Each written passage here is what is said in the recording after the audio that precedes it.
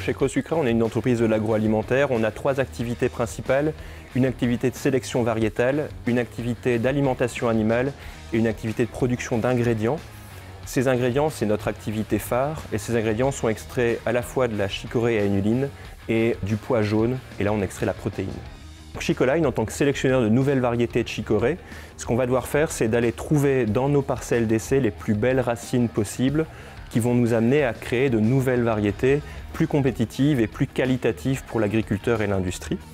Pour faire ça, on doit à différents moments de la sélection prendre de nombreuses mesures sur les racines pour vraiment parvenir à sortir les plus belles racines pour la suite du processus.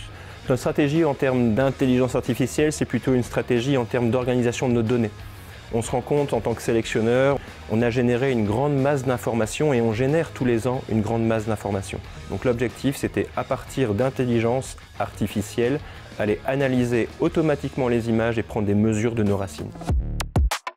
Crosucra, c'est un client avec qui on travaille depuis 2010 et on savait qu'il y avait une base de données d'images de racines qui était très volumineuse et qui avait toujours eu cette idée de pouvoir en faire quelque chose, réduire le temps de développement d'une nouvelle semence et de faire passer celui-ci de 10 ans à 7 ans. L'idée de ce projet, c'était vraiment de digitaliser la prise de mesure des différentes racines.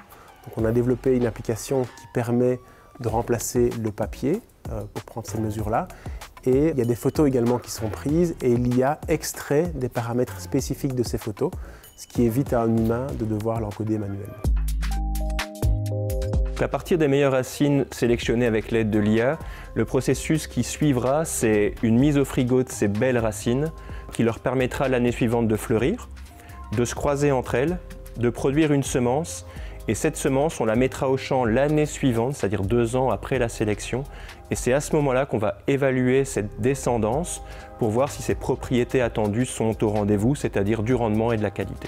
La première étape a été le projet Digital Wallonia où on veut faire parler ces données d'imagerie dans un premier temps. Et par la suite, on imagine aussi, en organisant nos données, utiliser l'IA pour exploiter l'historique qu'on a aujourd'hui. Les 30 années ou 35 années d'historique, on veut les faire parler en utilisant l'intelligence artificielle. On a 2 avantages particuliers à travailler avec l'IA. Le premier, c'est d'automatiser la prise de mesure pour aller plus vite. Et le deuxième, c'est de regrouper nos données dans une base de données qui sera plus facilement exploitable à l'avenir.